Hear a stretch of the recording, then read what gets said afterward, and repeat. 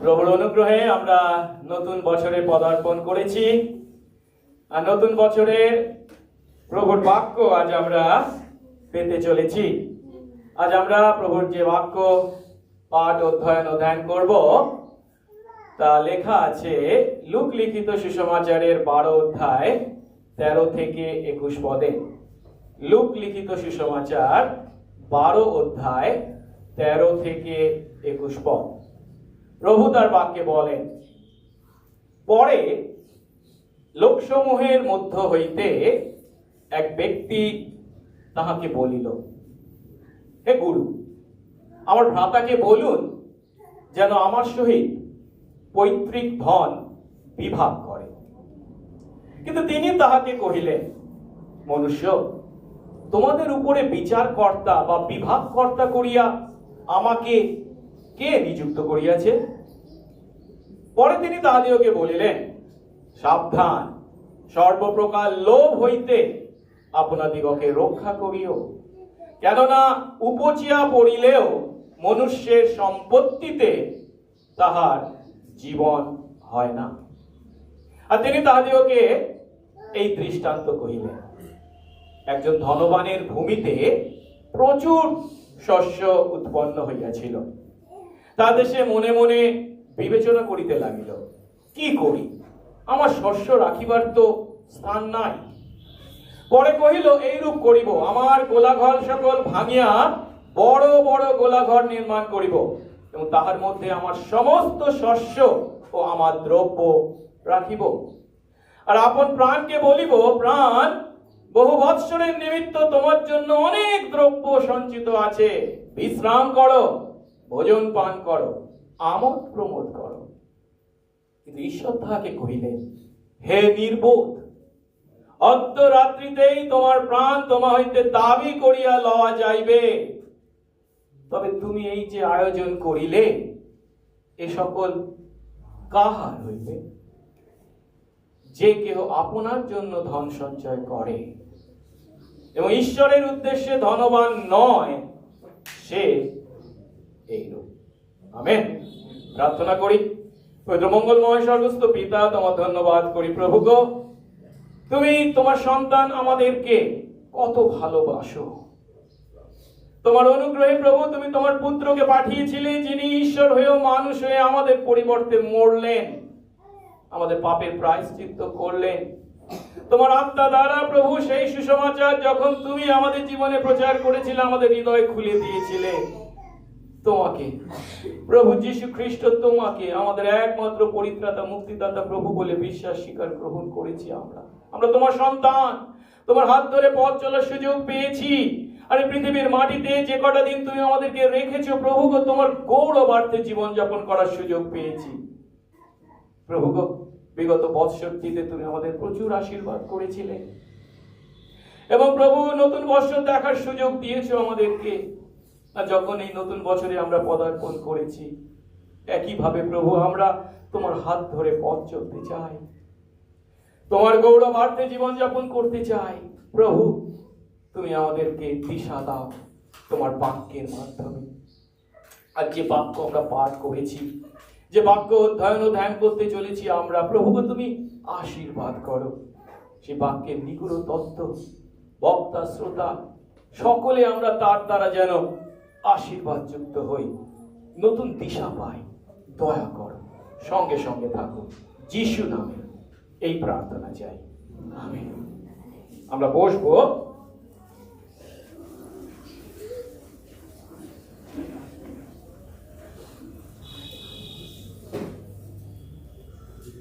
আমরা 2025 খ্রিস্টাব্দকে পিছনে ফেলে 2026 খ্রিস্টাব্দে পদার্পণ করেছি।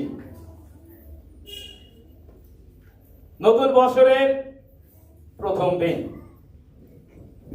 আর যখনই আমরা নতুন বছরে পদার্পণ করি, তখন নতুন বছরে আমরা বিভিন্ন সিদ্ধান্ত গ্রহণ করি, যাদেরকে আমরা বলে থাকি নতুন বছরের সিদ্ধান্ত, নিউ ইয়ার রেজলিউশন। এমন দিনে সাধারণত আমরা যে সমস্ত সিদ্ধান্ত গ্রহণ করি, এই বছরে আমি কিভাবে আমার জীবন যাপন করব, তার কয়েকটা নমুনা আমি দিচ্ছি এখানে। আমরা হয়তো অনেকেই এই একই নমুনাগুলোকে অনুকরণ করে থাকি। আমি আরো এক্সারসাইজ করব, ওটা আমার স্ত্রী সবসময় আমাকে বলে। দ্বিতীয়টা, আমি আমার একটু ওজন কমাবো। আমি জানি না কতজন আমার সঙ্গে রাজি হবেন, যারা বলবেন আমি তো রোগ কমই আছে, আমি আবার কমাতে যাবো কেন। কিন্তু বেশিরভাগ ক্ষেত্রে দেখবেন মানুষরা এখন এই ওজন কমানোর জন্য তাদের নতুন বছরের সিদ্ধান্ত খুব উপরের দিকেই রাখে। আমি কিছু নতুন কিছু শিখবো, আমার জীবনকে আমি আরো উপভোগ করব, খরচ কমাবো, একটু টাকা জমাবো। আবার কেউ বলবেন এই বছরে আমি বিয়ে করব। যাদের বিয়ে হয়নি নিশ্চয়ই কোনো অসুবিধা আছে, ঠিক কি তো? ছাত্রছাত্রীরা বলবেন আমি মন দিয়ে পড়াশোনা করব, কারণ গত বছর মন দিয়ে করিনি, ভালো চাকরির খোঁজ করব। এখন এই যে নিউ ইয়ার রেজলিউশনস, নতুন বছরের সিদ্ধান্ত, এগুলির মধ্যে কোনো ভুল আছে কি?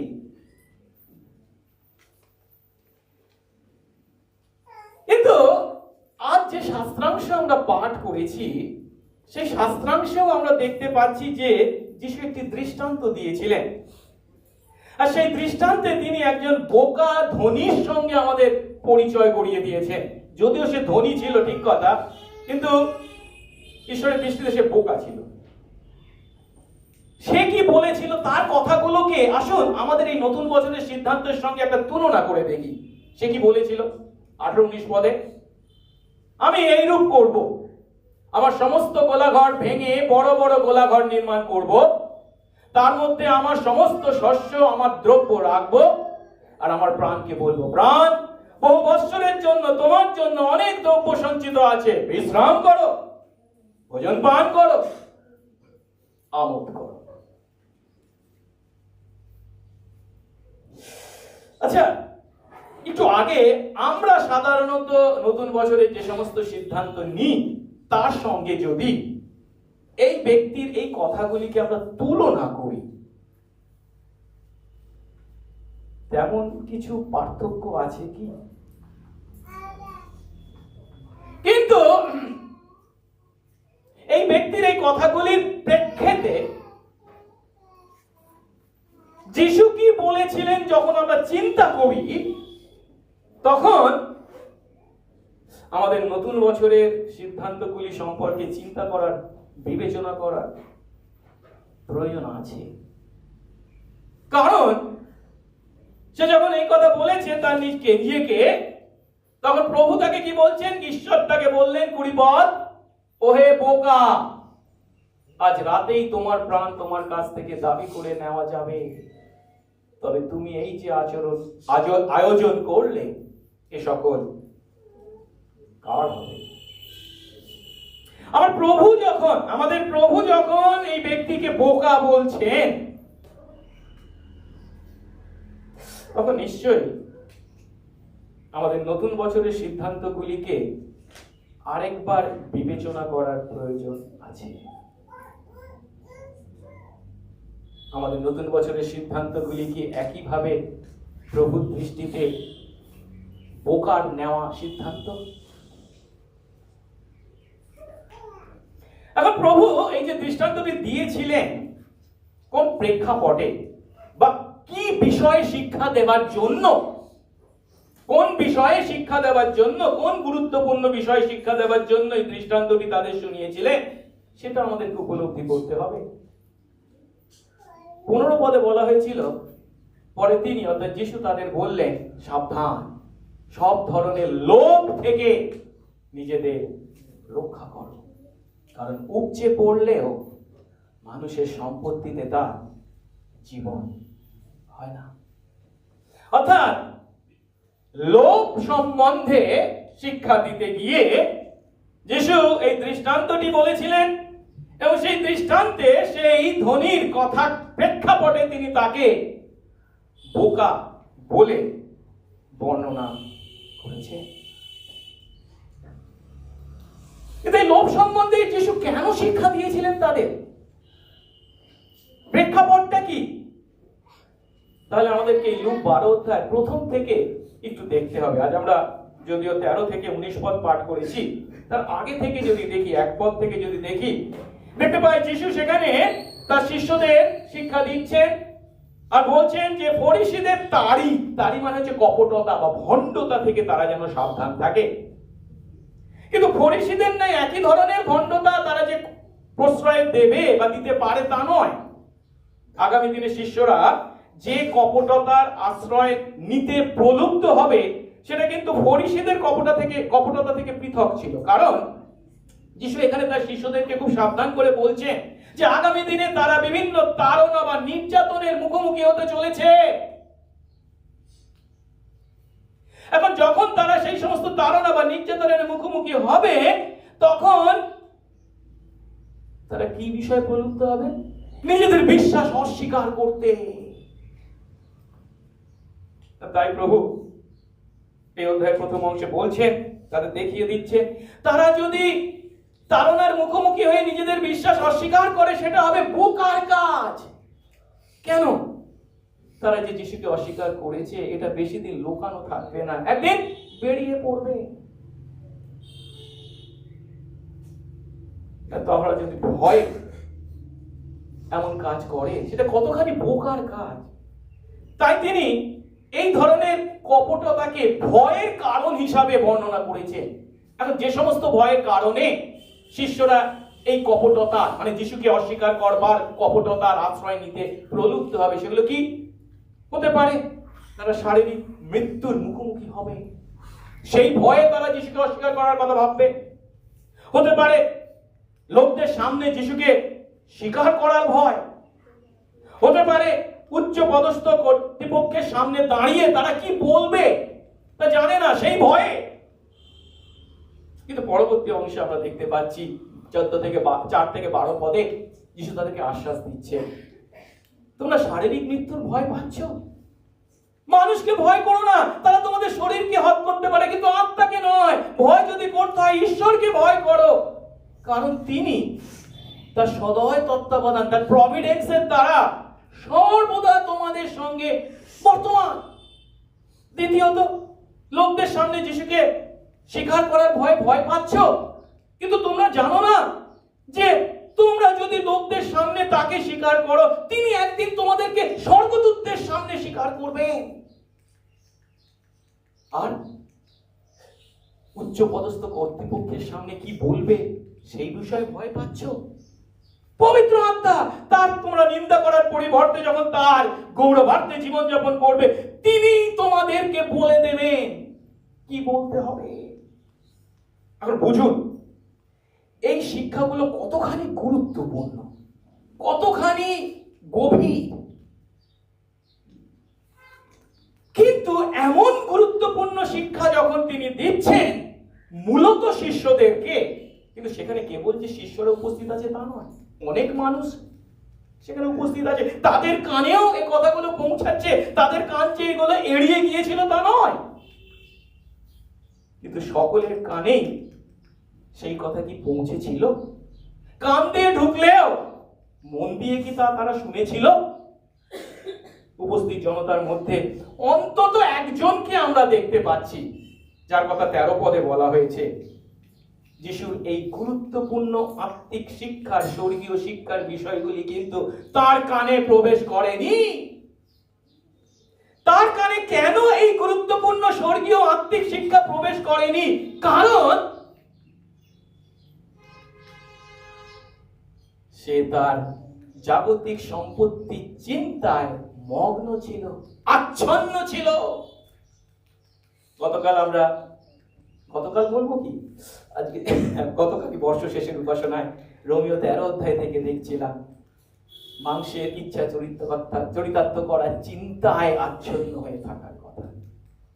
আর আজকে আমরা এই 13 পদে দেখতে পাচ্ছি একজনকে যে তার ধন সম্পত্তির চিন্তায় এতখানি মগ্ন বা আচ্ছন্ন ছিল যে যিশুর এত গুরুত্বপূর্ণ স্বর্গীয় আত্মিক শিক্ষা তার কান দিয়ে হৃদয়ে প্রবেশ করেনি। তাই সে যিশুর কাছে তার প্রশ্ন নিয়ে উপস্থিত হয়েছে এমন সময় যখন যিশু কত গুরুত্বপূর্ণ বিষয় তাদেরকে শিক্ষা দিচ্ছেন। তাই আসুন আজ আমরা এই পরবর্তী পদগুলিতে অর্থাৎ এই লুক 12 অধ্যায় 13 থেকে 21 পদে যে প্রশ্ন এবং তার প্রেক্ষিতে যিশুর উত্তর এবং এই দৃষ্টান্ত যিশু সেদিন শুনিয়েছিলেন একটি একটি করে উপলব্ধি করি। প্রথম ধাপে আমরা দেখব সেই লোকটির একটি অনুরোধকে, দ্বিতীয় ধাপে দেখব সেই অনুরোধের প্রতি যিশুর উত্তরকে, এবং তৃতীয় ধাপে দেখব সেই দৃষ্টান্ত যা যিশু সেদিন শুনিয়েছিলেন, বোকা ধনীর দৃষ্টান্ত। প্রথম ধাপ এই লোকটির অনুরোধ। একটু আগে আমি বলছিলাম যে যিশু খুবই গুরুত্বপূর্ণ স্বর্গীয় আত্মিক শিক্ষা যখন তাদেরকে দিচ্ছেন, হঠাৎ তখন লোকদের মধ্যে থেকে একজন তাকে প্রশ্ন করেছে। কি? 13 পদ। পরে লোকদের মধ্যে থেকে এক ব্যক্তি তাকে বলল, হে গুরু, আমার ভাইকে বলুন সে যেন আমার সঙ্গে পৈতৃক ধন বিভাগ করে। বুঝবার চেষ্টা করুন। এই সময় আমি আপনাদের কাছে প্রভুর বাক্য থেকে শিক্ষা দিচ্ছি। এখন শুধু আপনাদের মধ্যে থেকে কেউ উঠে দাঁড়িয়ে বলেন, আমার এসআইআর এর নাম উঠতে অসুবিধা হচ্ছে, একটা ব্যবস্থা করে দিন, আমি কি করব? আমাকে হয়তো কিছু করতে হবে না, যা করার আপনাই করবেন। এই ওকে বসতো, ওকে থামাও, বলবেন আপনারা। আমরা সহজেই অনুমান করতে পারি সেদিন যখন যিশুর শিক্ষা যারা মন দিয়ে শুনছিলেন, তারা যখন এই লোকটির মুখ থেকে এমন কথা শুনেছিল, তারা হয়তো সকলেই এক স্বরে বলে উঠেছিল, এই ওকে থামাও, ওকে দূর করো। কিন্তু লোকটি কোন বিষয় নিয়ে তার অনুরোধ প্রভুর কাছে এনেছে? টাকা পয়সা, ধন সম্পত্তি। এই টাকা পয়সা বা ধন সম্পত্তি হচ্ছে এমন একটা বিষয়, এই বিষয়ে আমরা খুব সেনসিটিভ, খুব স্পর্শকাতর। এগুলোকে সহজে আমরা এড়িয়ে যেতে পারি না। আর যে বিষয়টা নিয়ে প্রভুর কাছে উপস্থিত হয়েছে, সেই সময় এটা একটা সত্যি গুরুত্বপূর্ণ সমস্যা ছিল তাদের জীবনে। কারণ আমরা জানি ইসরায়েলিরা মিশরে দাসত্ব ভোগ করেছে 400 বছরে, তারপরে ফিরে এসেছে কনানে, যিশুর মাধ্যমে তা অধিকার করেছে, এবং তারপরে তাদের বংশ জ্ঞাতি বা পরিবার অনুসারে সেই কনান তাদের মধ্যে ভাগ করে দেওয়া হয়েছিল। ভালো কথা। কিন্তু অনেক বছর তো পেরিয়ে গেছে, যার অর্থ কি তাদের সন্তানদের সংখ্যাও প্রচুর পরিমাণে বৃদ্ধি পেয়েছে। কিন্তু তাদের সন্তানদের সংখ্যা যদিও বৃদ্ধি পেয়েছে, কিন্তু জমির কি আয়তন বেড়ে গেছে? জমি তো একই আছে। ধরুন এক পরিবারে 7 পুত্র ছিল, তাহলে সেই জমিকে কি করতে হবে? কটা ভাগে ভাগ করতে হবে? কভাগে? 6 ভাগে না, 7 ভাগে। কেন বলুন তো? আপনি তো বললেন 7 ভাগে, কেন বলুন তো? 6 জনের মধ্যে কেন 7 ভাগ করতে যাবে কেন? না, 7 জন না, 6 জন আছে। বড় ছেলে 2 ভাগ পাবে, সেই জন্য অন্যরা 1 ভাগ করে পাবে, সেই জন্য 7 ভাগ করা যায়। যাই হোক, কিন্তু আমরা চিন্তা করে দেখি, যখন ভাইদের মধ্যে এইভাবে পৈতৃক সম্পত্তি বিভাগ করে দেওয়া হয়েছে, আর ভাইদের সংখ্যা তো ক্রমশ বৃদ্ধি পেয়েছে, তার পরবর্তী প্রজন্ম ইত্যাদি করে, যার ফলস্বরূপ খুবই ছোট্ট আকার ধারণ করেছে, আর যার জন্য সেই পৈতৃক অধিকারী হওয়ার জন্য তাদের মধ্যে খুবই প্রয়োজন ছিল। আর সেই সময় যেহেতু রব্বিরা মানে ইহুদি যারা গুরু ছিল, এমন পৈতৃক সম্পত্তি ভাগ করার কাজে তারা সাহায্য করত। আর সেই কারণেই ধরা যেতে পারে এই লোকটি যিশুকে তাদের রব্বিদের মধ্যে একজন জ্ঞান করে এই অনুরোধ করেছে। এবং সে এসে কি বলছে যিশুকে, হে গুরু, মানে কি সত্যি রব্বি বলে সে কি জ্ঞান করে এই প্রশ্ন এই অনুরোধ করেছে। কিন্তু সঠিক অর্থে যিশুকে যে তার সেই জমি তার ভাইয়ের সঙ্গে ভাগ করবার জন্য, ভাগ করে দেওয়ার জন্য তিনি অনুরোধ করেছেন তা ঠিক নয়। তার পরিবর্তে যেটা তিনি বলতে চাইছেন, যিশু যেন তার উকিল হয়ে তার দাদার কাছে যান এবং দাদাকে বোঝান, দাদা যেন তাদের সম্পত্তি ভাগ করতে রাজি হয়। ধরা যেতে পারে তাদের পিতা মারা গেছেন, কারণ পিতা যদি বেঁচে থাকতেন তাহলে ভাই পিতার কাছে গিয়েই এই অনুরোধ করতো, যেটা আমরা অপব্যয় পুত্রের ঘটনায় দেখতে পাই, অপব্যয় পুত্রের দৃষ্টান্তে দেখতে পাই। তার বাবা মারা যাওয়ার কারণে যিশুকে বলছে, আপনি আমার উকিল হয়ে দাদার কাছে যান, তাকে বোঝান, দাদা যেন সম্পত্তি ভাগ করে দেয়।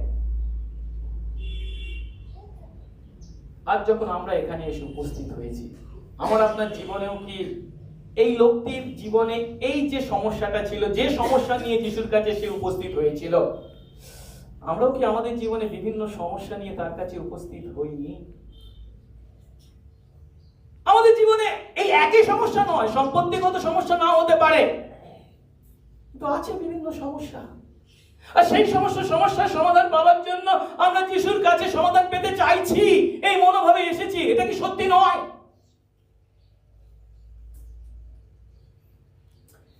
কিন্তু এই লোকটির এমন অনুরোধের প্রতি তার সমস্যা সমাধানে যিশুর সাহায্য কামনা করেছিল যে তার সেই অনুরোধের প্রতি যিশুর উত্তর থেকে এবার দেখি দ্বিতীয় ধাপে 14 পদে যিশু তাকে বললেন, মনুষ্য মানে মহাশয়, সহজ কথায় আমাদের ভাষায়, তোমাদের উপরে বিচারকর্তা বা বিভাগকর্তা করে আমাকে কে নিযুক্ত করেছে? এর অর্থ যিশু কিন্তু তার এই অনুরোধ শুনে উত্তেজিত হননি। যদিও তিনি উত্তেজিত হননি, কিন্তু তাদের সেই ভাগ বাটোয়ারার কাজে বা যিশুর পক্ষে উকিল হয়ে দাদাকে বোঝানোর কাজে কিন্তু তিনি ব্যবহৃত হতে দেননি নিজেকে। তিনি নিজেকে দুঃখে রেখেছেন। কিন্তু কেন তিনি ভাইয়ের হয়ে দাদার কাছে গিয়ে এই অনুরোধ করলেন না? যদি প্রশ্ন করা যায়, আমরা দুটো উত্তরকে চিন্তা করতে পারি। প্রথম উত্তরটি হচ্ছে, এমন কাজে তিনি তার মূল্যবান সময় ব্যয় করতে রাজি নন। কেন আমি এই কথা বলছি? এই ঘটনাটা ঘটেছিল কখন? যিশু শেষবারের জন্য গালিল থেকে জেরুসালেমের উদ্দেশ্যে যাচ্ছেন, যে জেরুসালেমে গিয়ে মাত্র কয়েক মাস পরে তাকে ক্রুশীয় মৃত্যু গ্রহণ করতে হবে। গুরুত্বপূর্ণ সময়, এই গুরুত্বপূর্ণ সময়ে, শেষ সময়ে তিনি তার শিষ্যদেরকে সেই স্বর্গীয় গুরুত্বপূর্ণ বিষয়গুলি বা শিষ্যত্বের বিষয়গুলি সম্পর্কে শিক্ষা দিচ্ছেন। তিনি এই পৃথিবীর মাটিতে ভাই দাদার মধ্যে জমি বাটোয়ারা করবার জন্য আসেননি। তিনি এসেছেন তার হারানো মেষদের খোঁজ করতে, যেটা লুক 19:10 পদে গিয়ে আমরা দেখতে পাবো। তাই তিনি এই বিষয় থেকে নিজেকে দূরে রাখলেন। দ্বিতীয় যে কারণটি, সেটাই হচ্ছে গুরুত্বপূর্ণ এবং সেটাই সঠিক, সেটা হচ্ছে যখন তিনি এই লোকটির মুখ থেকে এই অনুরোধটি শুনেছিলেন, তখন এই অনুরোধ বা এই আবেদনের পিছনে যে মূল সমস্যাটা জড়িত তিনি তাকে দেখতে পেয়েছিলেন। তাই তিনি সেই মূল সমস্যাকে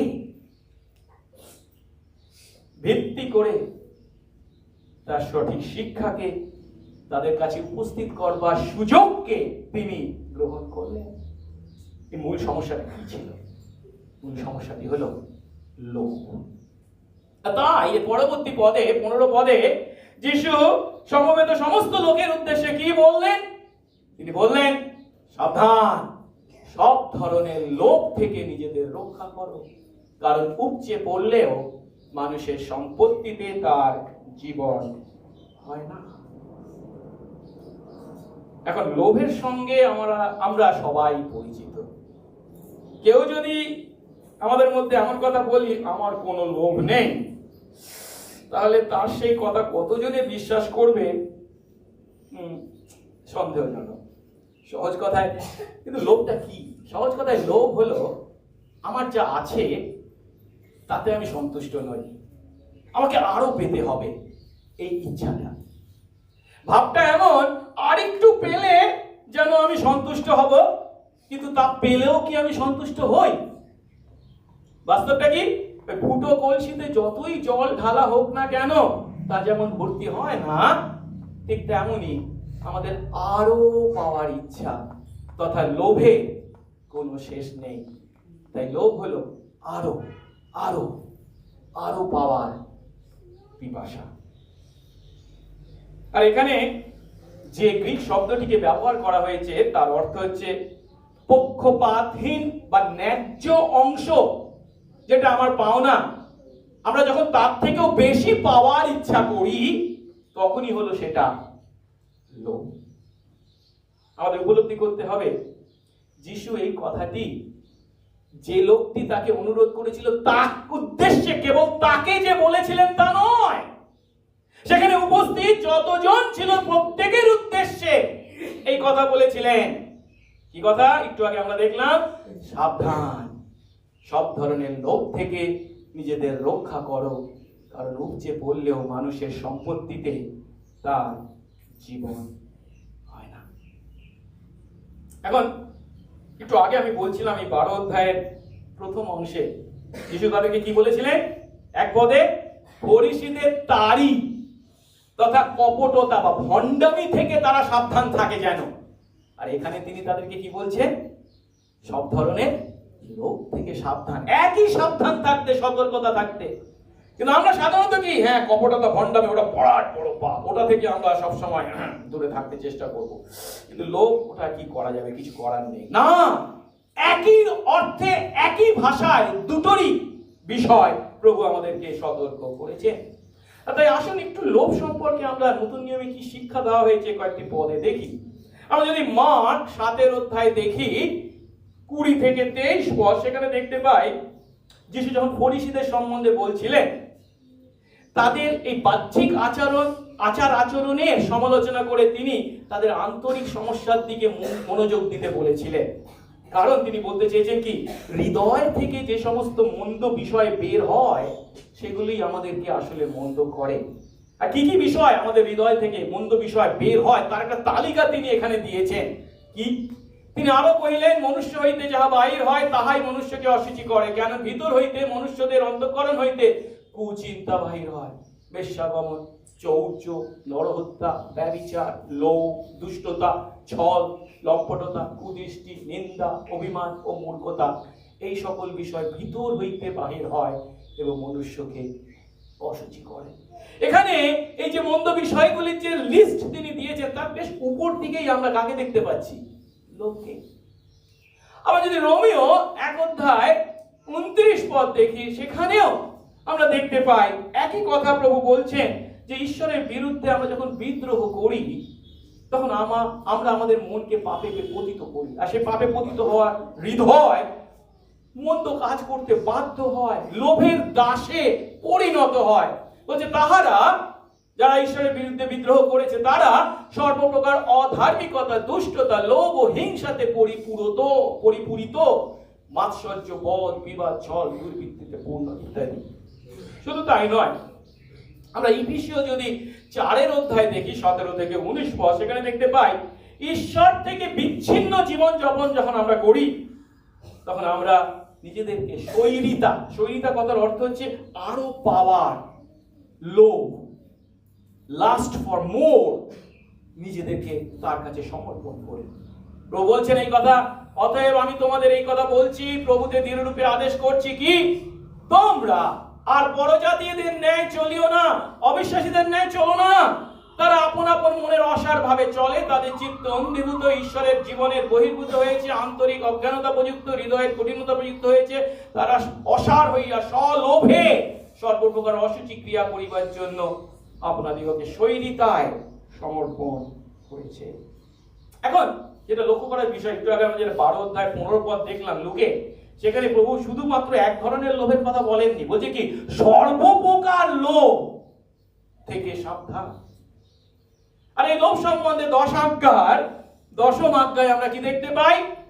প্রভু আমাদেরকে আদেশ করেছেন, তোমার প্রতিবেশী গৃহে লোভ করিও না। শুধু গৃহে নয়, প্রতিবেশী স্ত্রীতে, আর কি যে তার দাসে, তার দাসীতে, তার গরুতে, তার গর্দভে, প্রতিবেশীর কোন বস্তুতেই লোভ করিও না। মানে সহজ কথায় বলতে গেলে বিষয়টি হচ্ছে এরকম, আমরা মূলত এই 3টে বিষয়ে লোভ করে থাকি। এটা হচ্ছে ধন সম্পত্তি বা অর্থ, ক্ষমতা বা খ্যাতি বা সম্মান, এবং যৌন সুখ। আমার এখনো মনে আছে, আমি যখন ঈশ্বরতত্ত্ব অধ্যয়ন শেষ করেছি, এবার পাস্টোরাল অর্ডিনেশনের জন্য আমাদেরকে ট্রেনিং দেওয়া হচ্ছে, তখন আমাদেরকে পালকদেরকে বিশেষ করে 3টি বিষয়ে সতর্ক থাকতে শিক্ষা দেওয়া হয়েছিল। একটা হচ্ছে অর্থ, দ্বিতীয়টা হচ্ছে খ্যাতি, তৃতীয়টা হচ্ছে নারী। যেহেতু আমাদের ডিনোমিনেশনে কেবল পুরুষদেরকেই পাস্টোরাল অর্ডিনেশন দেওয়া হয়, সেজন্য আমাদেরকে নারীদের থেকে সতর্ক থাকতে বলা হয়েছে। এখন সত্যি কথা বলতে কি, এই 3টে বিষয় হলো এমন বিষয়, এগুলো আমরা যতই লাভ করি না কেন, অর্থ বা খ্যাতি সম্পত্তি, অর্থ বা ধন সম্পত্তি, খ্যাতি বা প্রতিপত্তি বা যৌন সুখ, যতই লাভ করি না কেন তার দ্বারা কখনো আমাদের মন ভরে না। আর এখানে আমাদের যে সত্য উপলব্ধি করতে হবে তা হলো, যিশু যে এখানে সম্পত্তির অধিকার কিংবা ক্ষমতা বা খ্যাতি প্রতিপত্তিকে বা যৌন সুখকে পাপ বলেছেন তা কিন্তু নয়। এই পৃথিবীর মাটিতে এগুলো ঈশ্বরের দেওয়া উপহার। উপহার মানে কি? ভালো জিনিস।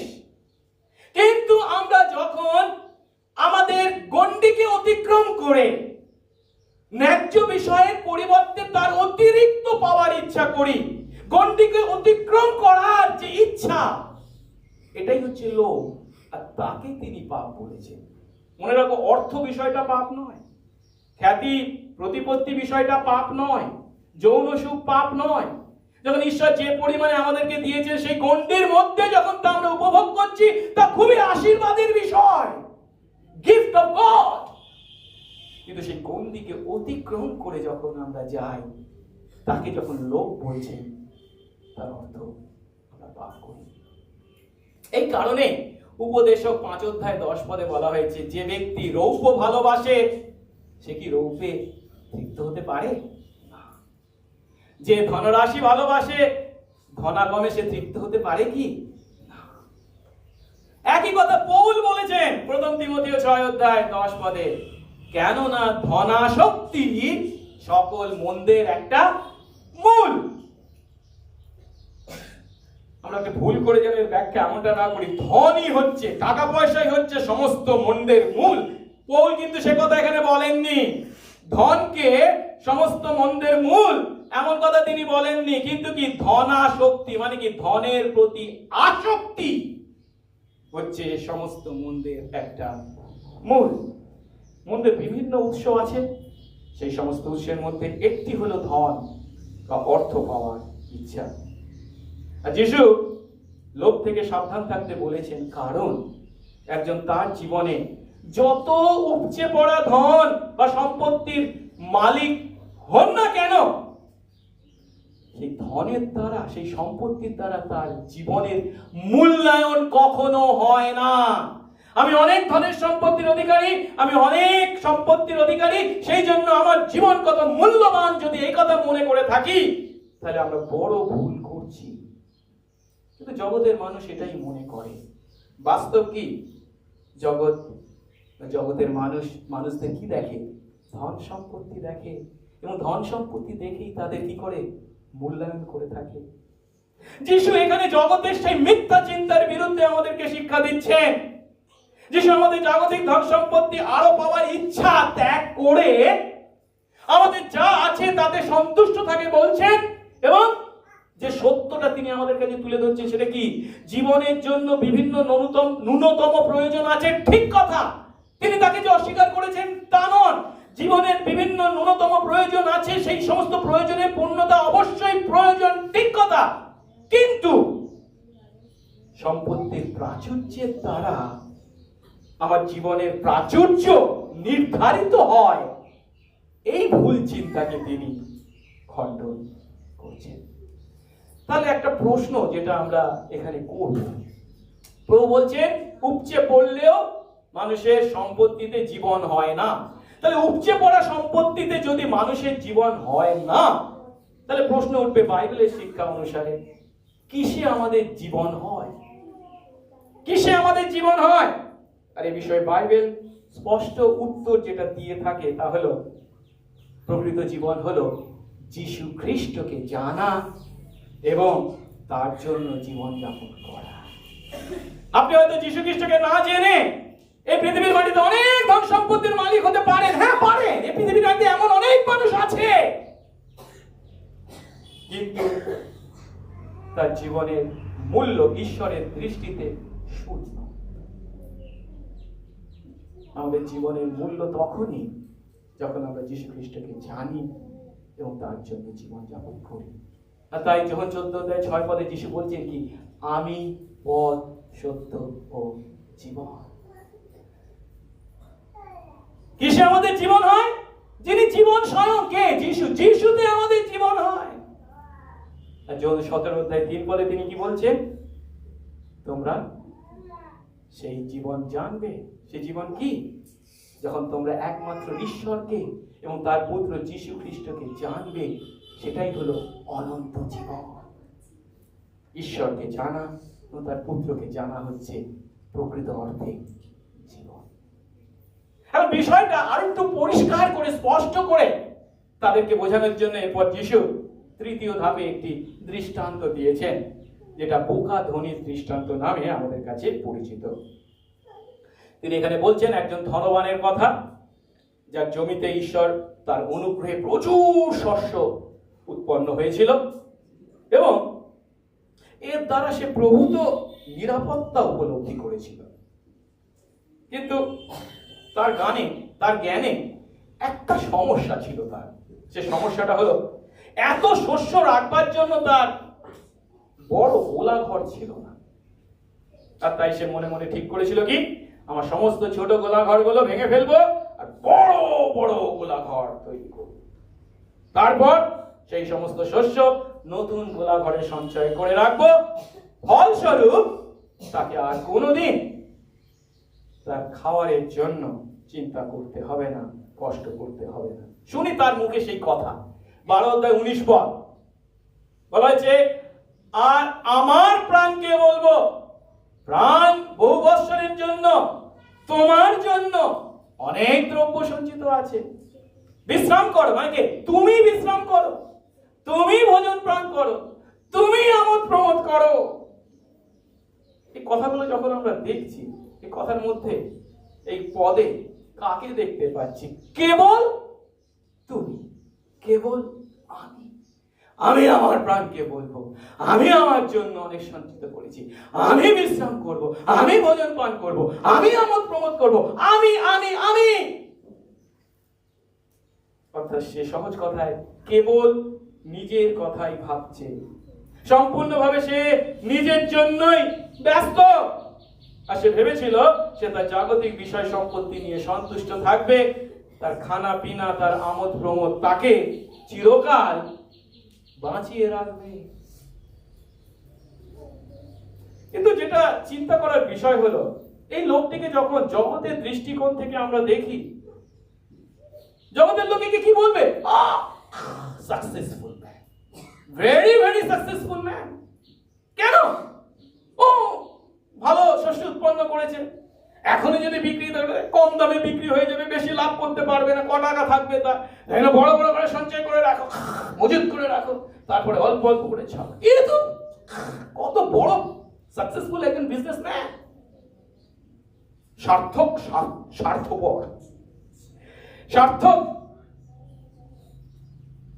সংসারী, বস্তুবাদী বা স্বার্থক একজন সুখাবাদী। কিন্তু ঈশ্বর তাকে পৃথিবীর মাটিতে কি হিসাবে সৃষ্টি করেছেন? পশু হিসাবে কি? যে পশু কেবল তার নিজের জন্যই চিন্তা করে। পশুরাও কিন্তু অন্যদের জন্য চিন্তা করে, মনে হয় অনেক সময় দেখি। তাকে মানুষ হিসাবে সৃষ্টি করেছে। অর্থাৎ মানুষ হিসাবে তার জীবন হচ্ছে চরম ব্যর্থতার একটি নিদর্শন। কেন? কারণ ঈশ্বর তাকে কি বলছেন? পরিবার ঈশ্বর তাকে বললেন, ওহে বোকা, আজ রাতেই তোমার প্রাণ তোমার কাছ থেকে দাবি করে নেওয়া যাবে। ওহে বোকা, ঈশ্বরের দৃষ্টিতে সে বোকা, সে নির্বোধ, সে অবোধ। জগতের দৃষ্টিতে তার মতো চালাক বুদ্ধিমান আর কি আছে? Successful man. কেন? কোন যুক্তিতে ঈশ্বর তাকে বোকা বলছেন? গীতসংহিতা 14:1 বলে, মুড়ো, মুড়ো মানে কি? বোকা। মনে মনে বলেছে ঈশ্বর নেই।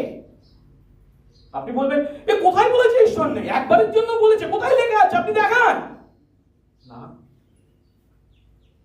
একবারের জন্য সে বলেনি ঈশ্বর, মুখে বলেনি ঈশ্বর নেই, কিন্তু তার জীবনের দ্বারা, তার জীবনযাত্রার দ্বারা, তার চলাফেরার দ্বারা প্রমাণ করেছে সে আসলে ঈশ্বরের অস্তিত্বে বিশ্বাস করে না। ঈশ্বরতাত্ত্বিক ভাষা এদেরকে বলে ব্যবহারিক নাস্তিক, প্র্যাকটিক্যাল এথিস্ট। আমাদের মধ্যেও এমন অনেক লোককে পাওয়া যাবে যারা কখনো তাদের মুখে ঈশ্বরের অস্তিত্বকে অস্বীকার করে না, কিন্তু তাদের জীবন তারা এমন ভাবে যাপন করে যা দেখে মনে হয় ঈশ্বর বলে কেউ কি আছে, এ কি বিশ্বাস করে? তাদের জীবনের দ্বারা সর্বদাই তারা ঈশ্বরের প্রতি না, কিন্তু নিজেদের প্রতি হ্যাঁ, জগতের প্রতি হ্যাঁ, জাগতিকতার প্রতি হ্যাঁ, নোংরামির প্রতি হ্যাঁ হ্যাঁ হ্যাঁ করে চলেছে। আর যিশু তাকে কি বলছেন? আজ রাতে তোমার প্রাণ তোমার কাছ থেকে দাবি করে নেওয়া যাবে। এই কথাটা খুব গুরুত্বপূর্ণ। প্রভু বলছেন আজ তোমার কাছ থেকে তোমার প্রাণ দাবি করে নেওয়া যাবে। দাবি করে নেওয়া যাবে, ডিম্যান্ডেড। কেন বলছেন? এর অর্থ আমরা যখন আমাদের কোনো কিছু বন্ধক রেখে ব্যাংক থেকে লোন নিই, তখন আমরা দায়বদ্ধ থাকি কি, যে সুদ তা পরিশোধ করতে, বা নির্দিষ্ট সময়ে যেটা ঋণ নিয়েছিলাম সেটা পরিশোধ করতে, একটাকে বন্ধক রেখে। সেটা হতে পারে আমার বাড়ি, আমার গাড়ি, যাই হোক, যথেষ্ট মূল্যবান। কিন্তু যখন সেই পরিশোধ করতে আমি ব্যর্থ হই, তখন ব্যাংকের লোক কি করে? যেহেতু এ পরিশোধ করতে পারছে না ঋণ, তখন যে বিষয়টি বন্ধক রাখা হয়েছিল তা তারা কেড়ে নেয়, বাজেয়াপ্ত করে। সেই বিষয়ের উপর আমরা আমাদের অধিকার হারাই। এখানেও ঠিক একই কথা প্রভু বলছেন, তোমার জীবন তোমাকে দেওয়া হয়েছিল, এটা তোমার নয়, আমি দিয়েছিলাম, যেটাকে সঠিক পথে ব্যবহার করবার জন্য। তুমি তা করতে পারোনি, এখন সময় হয়েছে তা আমি তোমার কাছ থেকে কেড়ে নেবো, তা বাজেয়াপ্ত হলো। আরো সুন্দর করে বললেন যিশু, যেন ঈশ্বর যেন তাকে এমন কথা বলছেন, হে নির্বোধ, তুমি আমাকে ছাড়াই তোমার জীবন যাপন করেছো, তুমি কেবল তোমার সম্পত্তিতে, তোমার ক্ষমতাতে, তোমার সুখের কথাই ভেবেছো। এরাই তোমার জীবনের দেবতা ছিল। তুমি সেই সত্য উপলব্ধি করতে ব্যর্থ হয়েছিলে যে তোমাকে এই জীবন ধার দেওয়া হয়েছিল, আর আমি এখন তা ফেরত নিতে চলেছি। আমি সেই জীবনের মূল্যায়ন করতে চলেছি, যে জীবন ছিল একটা নিষ্ফলা জীবন ছাড়া আর কিছুই না। আমাদেরকে যে সত্য উপলব্ধি করতে হবে তা হলো, এই পৃথিবীর মাটিতে প্রভু আমাদেরকে দেন বিভিন্ন ধন সম্পত্তি, যা তিনি আমাদের কাছে গচ্ছিত রেখেছেন। আমি কেবল ধনাধ্যক্ষ মাত্র। ধনাধ্যক্ষ মানে কি? আপনি যখন ব্যাংকে আপনার টাকা জমা রাখেন, তখন কি ব্যাংকার মনে করতে পারে এই টাকা আমার কাছে আছে বলে এটা আমার না? ঠিক একই ভাবে ঈশ্বর আমার আপনার কাছে তার সম্পত্তি, তার ধন যখন গচ্ছিত রাখেন, আমরা ধনাধ্যক্ষ হয়ে সেই ধন ব্যবহার করবার আশীর্বাদ পেয়েছি। আমরা সেই সম্পত্তির মালিক নই, ঈশ্বরই হলেন সেই সম্পত্তির মালিক। তিনি তার সম্পত্তি আমাদের কাছে গচ্ছিত রেখেছেন, আর তাই আমাদের দায়িত্ব হলো তার সম্পত্তি তার ইচ্ছা অনুসারে ব্যবহার করা। সেটাই হবে উত্তম ধনাধ্যক্ষের কাজ। আর আমরা আমাদের কাছে যে সম্পত্তি পেয়েছি, তিনি গচ্ছিত রেখেছেন, সেই সম্পত্তি সম্পর্কে তার ইচ্ছাটা কি? তার ইচ্ছা হলো আমরা যেন তার গৌরবার্থে ব্যবহার করি, অন্যদের সঙ্গে বিনিময় করি, তার রাজ্য ধার্মিকতার কাজে ব্যবহার করি। এই ধনী, তার ক্ষেতে যখন এত ফসল উৎপন্ন হয়েছিল, একবারের জন্য কি সে চিন্তা করেছে এর দ্বারা আমি কিভাবে ঈশ্বরের গৌরব করতে পারি? একবারের জন্য সে চিন্তা করেছে অন্যদের সঙ্গে আমি কিভাবে বিনিময় করতে পারি? একবারের জন্য চিন্তা করেছে ঈশ্বরের রাজ্য ধার্মিকতার কাজে তাকে কিভাবে ব্যবহার করতে পারে?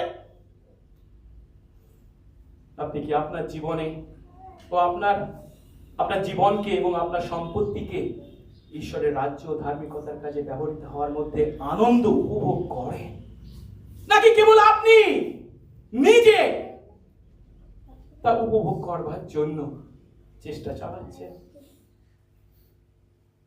যিশুর এই দৃষ্টান্তে ধনীর মধ্যে যে সমস্যাটাকে আমরা দেখতে পাচ্ছি তা হলো, সে ছিল স্বার্থপর, সে ছিল আত্মকেন্দ্রিক।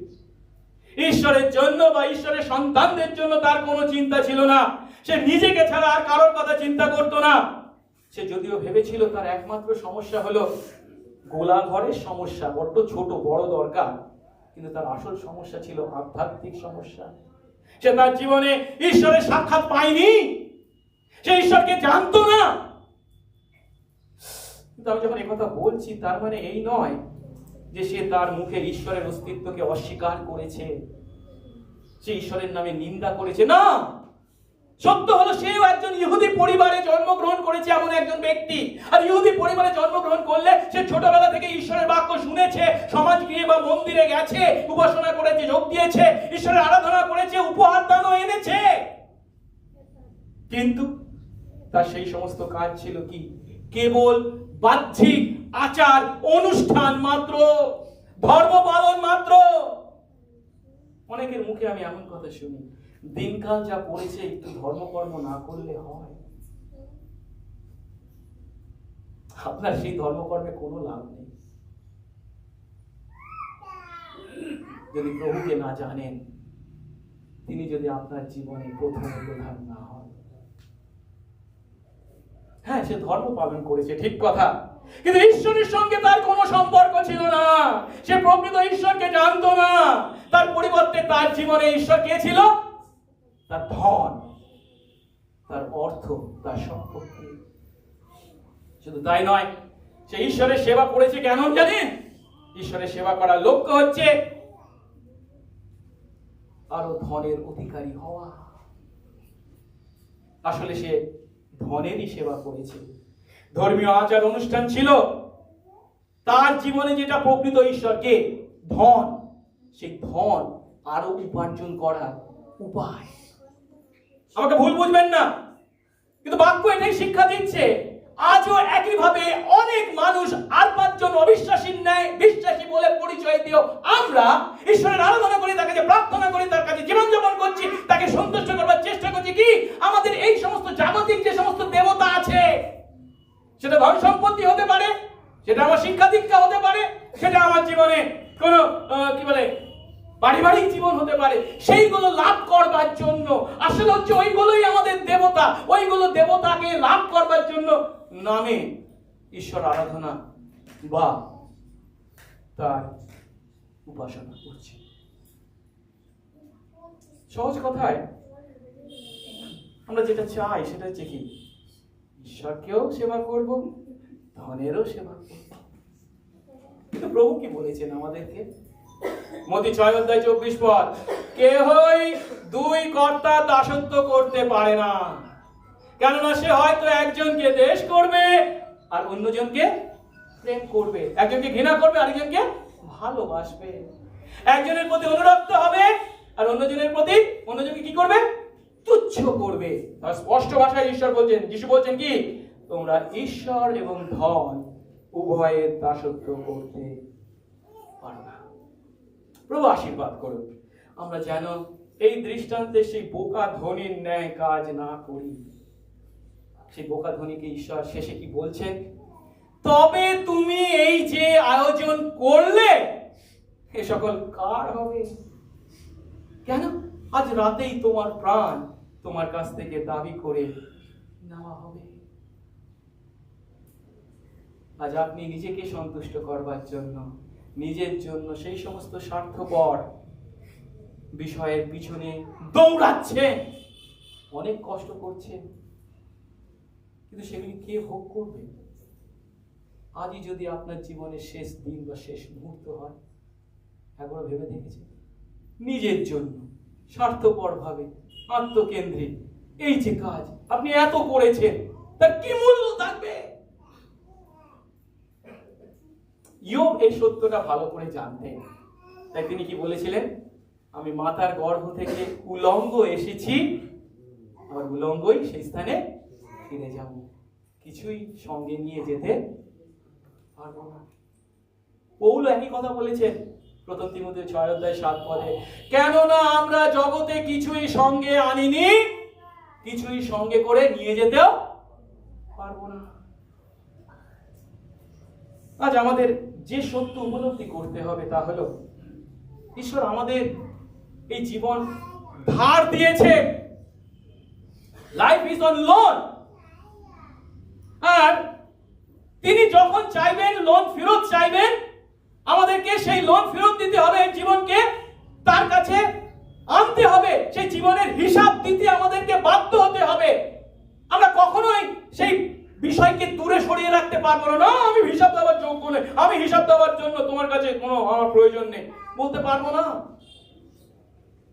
আমাদের জীবনের মূল্য, আমরা এই পৃথিবীর মাটিতে আমাদের জীবনে কত সম্পত্তির মালিক হয়েছি, কত প্রাচুর্যের মালিক হয়েছি, তার দ্বারা কিন্তু নির্ধারিত হবে না, কেবল একটি বিষয়ের দ্বারা নির্ধারিত হবে। আর সেই বিষয়টি কি? যেটা 21 পদে প্রভু বলছেন, যে কেউ নিজের জন্য ধন সঞ্চয় করে এবং ঈশ্বরের উদ্দেশ্যে ধনবান নয়, সে এইরূপ। ঈশ্বরের উদ্দেশ্যে ধনবান। আমাদের জীবনের মূল্য আমাদের সেই ঈশ্বরের প্রতি ধনী হতে হবে। অর্থাৎ যিশু এখানে এই ব্যক্তিকে বোকা বলেছেন। কেন? কেবল সে নিজের জন্য এই পৃথিবীতে ধন সঞ্চয় করেছে, সে ঈশ্বরের উদ্দেশ্যে ধনবান ছিল না। কিন্তু প্রকৃত অর্থে বুদ্ধিমান কে? যে নিজের জন্য ধন সঞ্চয় করে, ঠিক কথা, কিন্তু এই পৃথিবীতে নয়। কোথায়? স্বর্গে। যে কথা লূক 6:20 পদে প্রভু বলছেন, কিন্তু স্বর্গে নিজেদের জন্য ধন সঞ্চয় করো, সেখানে কীটেও ক্ষয় করবে না, তাতে মরচেও পড়বে না, চোরেও সে কাটবে না। এখন প্রশ্ন হলো, যিশু যে এখানে বলছেন আমাদেরকে, তার শিষ্যদেরকে, তার সন্তানদেরকে ঈশ্বরের উদ্দেশ্যে ধনবান হতে,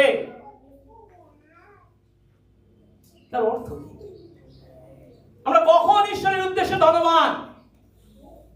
আমরা তখন ঈশ্বরের উদ্দেশ্যে ধনবান যখন ঈশ্বরের গৌরবই আমাদের সর্বোচ্চ লক্ষ্য। আমরা তখন ঈশ্বরের উদ্দেশ্যে ধন্যবান যখন তার আরাধনার জন্য আমাদের হৃদয় ব্যাকুল হয়। আমরা তখন ঈশ্বরের উদ্দেশ্যে ধন্যবান যখন তার সহভাগিতায় আমরা সব থেকে বেশি সন্তুষ্ট হই। আমরা তখন ঈশ্বরের উদ্দেশ্যে ধন্যবান যখন তার সেবার মধ্যে আমরা সব থেকে আনন্দিত হই। আমরা তখন ঈশ্বরের উদ্দেশ্যে সব থেকে ধন্যবান যখন তার রাজ্য বিস্তারে আমরা মুক্ত হস্তে আমাদের উপহার আনি। আমরা তখন ঈশ্বরের উদ্দেশ্যে ধন্যবান যখন তার সন্তানদের আমরা আনন্দের সঙ্গে সেবা করি। আমরা তখন ঈশ্বরের উদ্দেশ্যে ধন্যবান যখন আমরা তার ইচ্ছা পালন করাকেই আমাদের জীবনে সব থেকে আনন্দের বিষয় জ্ঞান করি।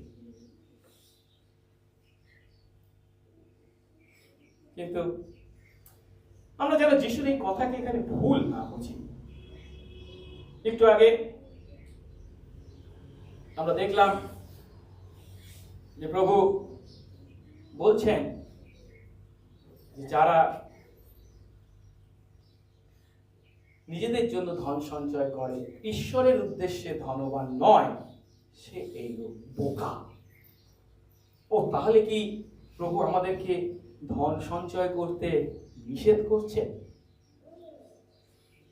আজকের এই প্রচার শুনে আমার ব্যাংকে আমি টাকা রাখবো না, সব নিয়ে আসবো,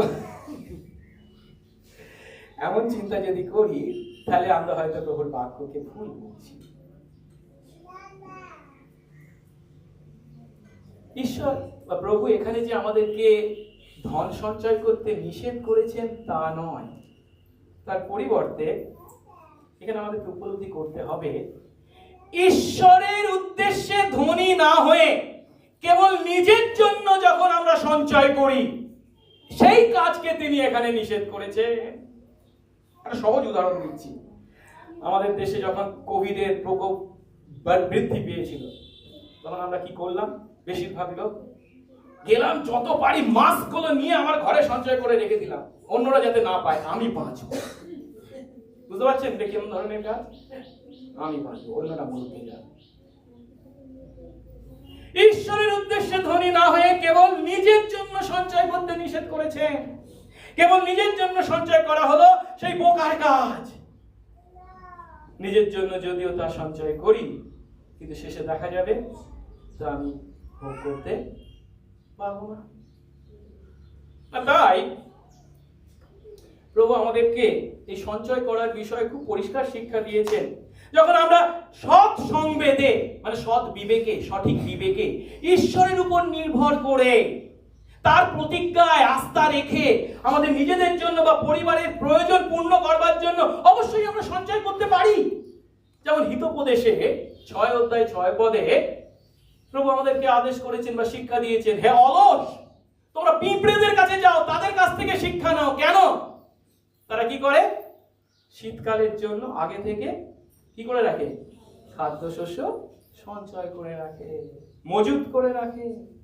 এই একই ঘটনার কথা আমরা যোসেফকে দেখতে পাই। মিশরে দুর্ভিক্ষ আসবার আগে যে 7 বছর ভালো ফসল ফুটেছিল, সেই সময় তিনি রাজাকে কি করতে বলেছিলেন?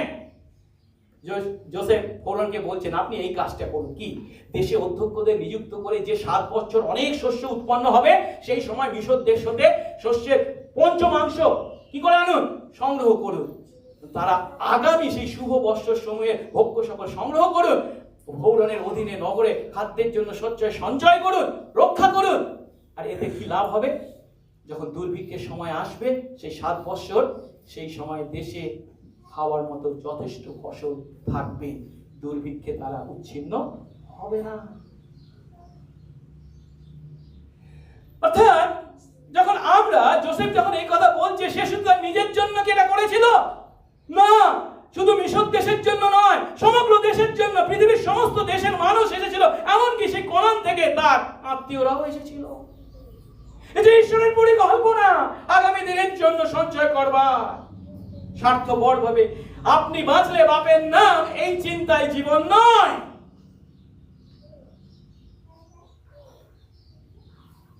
আর পাশাপাশি যখন এখানে যিশু আমাদেরকে বলছে যে কেউ কেবল নিজের জন্য সঞ্চয় করে, ঈশ্বরের উদ্দেশ্যে ধনবান নয়, সে কথাটাকেও আমাদেরকে মাথায় রাখতে হবে।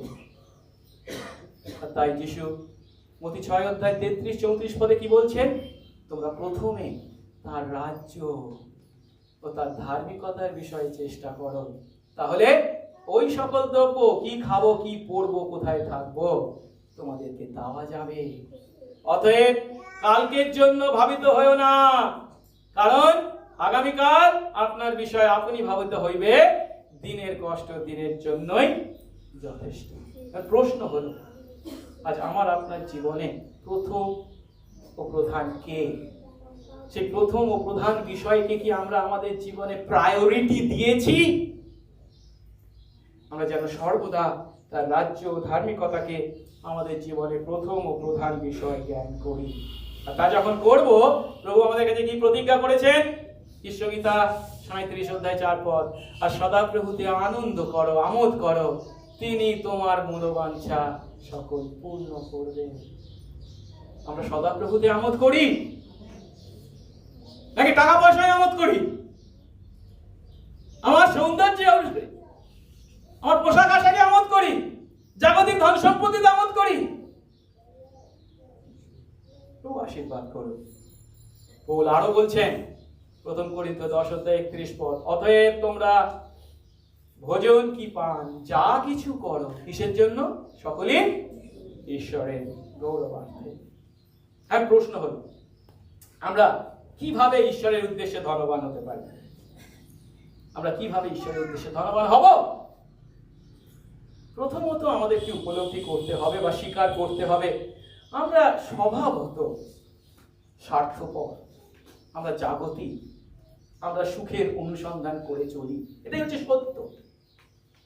আর এর জন্য আমাদেরকে অনুতপ্ত হয়ে তার কাছে ক্ষমা চাইতে হবে, আর প্রার্থনা করতে হবে তিনি যেন তার আত্মা দ্বারা আমাদেরকে নতুন হৃদয়ের অধিকারী করেন, নতুন দৃষ্টিকোণ দেন, আমাদের জীবনে তার রাজ্য ধার্মিকতায় যেন প্রাধান্য পায়, প্রথম ও প্রধান বিষয় হয়। তাই আমাদেরকে সব সময় মনে রাখতে হবে দুটি কথা। একটা হচ্ছে ঈশ্বরের সামনে আছি আমি সব সময়, এবং আরেকটি হলো আমার জীবনের লক্ষ্য হলো কেবল ঈশ্বরের গৌরব। আমি আপনাদেরকে দুটো জার্মান ভাষা শিখিয়ে দিচ্ছি। একটা হচ্ছে কোরাম দেও, যার অর্থ হচ্ছে ঈশ্বরের সামনে। আজ আমি আপনি প্রতিদিন প্রতি মুহূর্তে ঈশ্বরের সামনে আছি। আমার চিন্তা, আমার ভাবনা, আমার কাজ কোনোটাই তার চোখকে এড়িয়ে নয়, সেটা যেন সবসময় মনে রাখি। আর দ্বিতীয়টি হলো সলি দেও গ্লোরিয়া, কেবল ঈশ্বরের গৌরব। প্রভু আমাকে এই জীবন দিয়েছেন যেন এই জীবনের দ্বারা তিনি গৌরবান্বিত হন। তিনি আমাকে সুযোগ দিয়েছেন এই জীবনকে ব্যবহার করে আমি তার গৌরব কীর্তন করতে পারি, তা যেন সব সময়ের জন্য আমার লক্ষ্য হয়। তা যদি আমরা মনে রাখি তাহলে শুরু করি, ফিরে আসি সেই কথায়, যে কথা দিয়ে আমরা শুরু করেছিলাম, কি আমার নিউ ইয়ার রেজলিউশনস। প্রথমটা বলেছিলাম কি, আরো ব্যায়াম করব। দ্বিতীয়টা, ওজন কমাবো, নতুন কিছু শিখবো, জীবনকে আরো বেশি করে উপভোগ করব, খরচ কমিয়ে টাকা জমাবো, বিয়ে করব, ভালো চাকরির খোঁজ করব। এগুলোর মধ্যে কোনো সমস্যা আছে কি? না, সবই ঠিক আছে, এগুলো করব, ঠিক কথা। কিন্তু মনে রাখবো আমি কার সামনে আছি? ঈশ্বরের সামনে আছি। কিসের জন্য আছি? তার গৌরবের জন্য আছি। আমি ব্যায়াম করব, ভালো কথা, ব্যায়াম করে ভালো শক্তির অধিকারী হব, ও সেই থেকে লোকেরা আমার প্রশংসা করবে, এইটাই কি আমার লক্ষ্য? আমি ওজন কমাবো, সুন্দর শরীরের অধিকারী হব, অসুখ থেকে দূরে থাকবো, ভালো কথা। কিন্তু কিসের জন্য? আরো অনেক টাকা অর্জন করবো, আরো ভালো করে। শুধু আমার জন্য কি? এই জীবনটা কি তার গৌরবার্থে আমি যাপন করবো, সেই ইচ্ছা কি আছে আমার জীবনে? আমি নতুন কিছু শিখবো, কিন্তু কেন? কেন শিখবো? কি লক্ষ্য আমাদের? আমি ভালো করে পড়াশোনা করবো, কেন পড়াশোনা করবো? আমি নিজে অনেক টাকা অর্জন করবার জন্য, এই পৃথিবীর মাটিতে গণ্যমান্য ব্যক্তি হওয়ার জন্য, নাকি ঈশ্বরের গৌরবের জন্য? আমি ভালো ব্যবসা করছি, আরো মন দিয়ে ব্যবসা করবো, আরো অনেক টাকা লাভ করবো, ভালো কথা, অনেক টাকা জমাবো, কিন্তু কেন? যদি কেবল নিজের জন্য স্বার্থপর ইচ্ছা চরিতার্থের হয়ে থাকে, আপনার সঙ্গে বিশ্বাসী একজন অবিশ্বাসী কোনো পার্থক্য নেই, তারাও সেই একই কাজ করে চলেছে। আর আপনি নিজেকে বলছেন, না আমি ঈশ্বরে বিশ্বাসী, আমি জানি ঈশ্বর এক, কি হয়েছে তাতে? কোনো লাভ নেই। আপনার জীবন বলে দিচ্ছেন আপনি একজন প্র্যাকটিক্যাল অ্যাথিস্ট, ব্যবহারিক নাস্তিক। আপনি মুখেই যিশু বা ঈশ্বরের অস্তিত্বকে স্বীকার করেন, কাজে নয়। তবু আশীর্বাদ করুন এই নতুন বৎসরে এই নতুন সিদ্ধান্তগুলি ঈশ্বরের সামনে পূর্ণ করতে, ঈশ্বরের গৌরবে পূর্ণ করতে তিনি যেন আমাদের জীবনে প্রথম প্রার্থনা করি। মঙ্গলময় স্বর্গস্থ পিতা, তোমার ধন্যবাদ করি প্রভু গো, আরেকটি দিন তুমি আমাদেরকে দেখার সুযোগ দিয়েছ, বৎসরের প্রথম দিন। শুধু দিন নয়, একটা বৎসর প্রভু গো। জানি না প্রভু এই বৎসরে কটা দিন আমরা কাটাতে পারবো, শেষ দিনটা কি দেখতে পাবো? তোমার পরিকল্পনার মধ্যে আছে সবই প্রভু গো।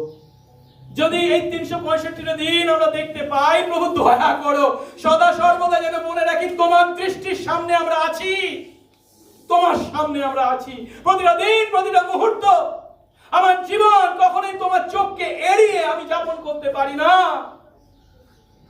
এবং এই যে জীবন যা তুমি ধার দিয়েছো, সেই জীবন তখনই মূল্যবান যখন প্রভু গো তা তোমার গৌরবার্থে আমি যাপন করি। না হলে জগতের 8-5 জন মানুষের ন্যায় যদি স্বার্থপর নিজের ইচ্ছা চরিতার্থ করার জন্যই যাপন করি, জাগতিক সুখ লাভের আশায়, তাদের সঙ্গে আমাদের কোনো পার্থক্য নেই। প্রভু দয়া করো, দাও আমাদেরকে সেই আশীর্বাদ যেন তুমি আমাদের জীবনে সদা সর্বদা প্রথম প্রধান হও। তোমার গৌরবার্থে করি জীবন যাপন, যিশু নামে এই প্রার্থনা চাই, আমেন।